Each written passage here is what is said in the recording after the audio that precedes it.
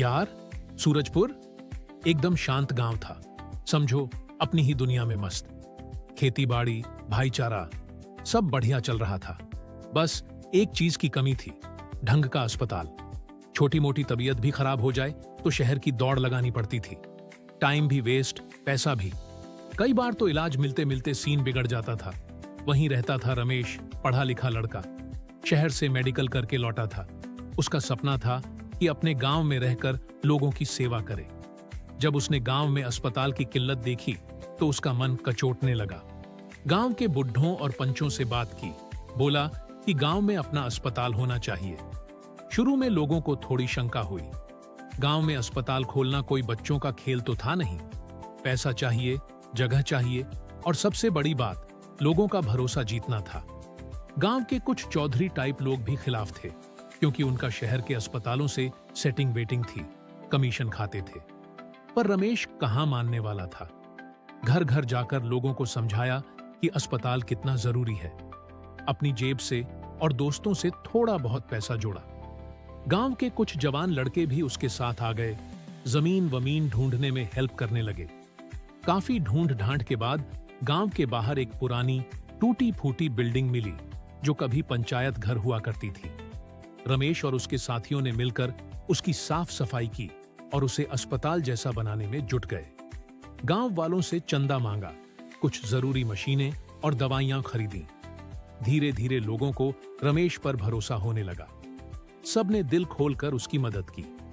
गांव की बूढ़ी दादी ने अपनी पेंशन से कुछ पैसे दिए तो किसान ने अपनी फसल का हिस्सा दान कर दिया। ऐसे ही सबके साथ से रमेश का सपना सच होने लगा। का दिन गांव में हैजा फैल गया। चारों तरफ डर का माहौल बन गया। शहर का अस्पताल दूर था, लोगों को पहुंचने में दिक्कत हो रही थी।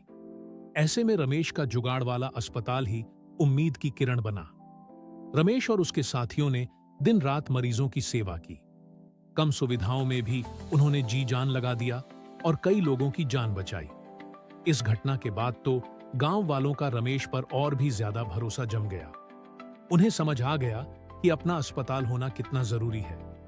जो पहले विरोध कर रहे थे, वो भी अब आगे बढ़कर मदद करने लगे। धीरे धीरे रमेश का छोटा सा अस्पताल गांव वालों के लिए जरूरी जगह बन गया। वहां सिर्फ इलाज ही नहीं होता था, बल्कि हेल्थ के बारे में सलाह और जानकारी भी मिलती थी। रमेश ने गांव की औरतों को फर्स्ट एड और साफ सफाई के बारे में भी सिखाया। फिल्म की कहानी आगे बढ़ती है और दिखाती है कि कैसे रमेश के प्रयासों से सूरजपुर गांव स्वस्थ और खुशहाल बनता है। गांव के बच्चे अब बिना डरे खेलते हैं और बुढ़ों को इलाज के लिए शहर के चक्कर नहीं लगाने पड़ते। रमेश का अस्पताल सिर्फ एक बिल्डिंग नहीं, बल्कि पूरे गांव के लिए एक परिवार जैसा बन जाता है, जहां सब एक दूसरे की परवाह करते हैं। एंड में रमेश को उसकी निस्वार्थ सेवा के लिए सम्मान मिलता है।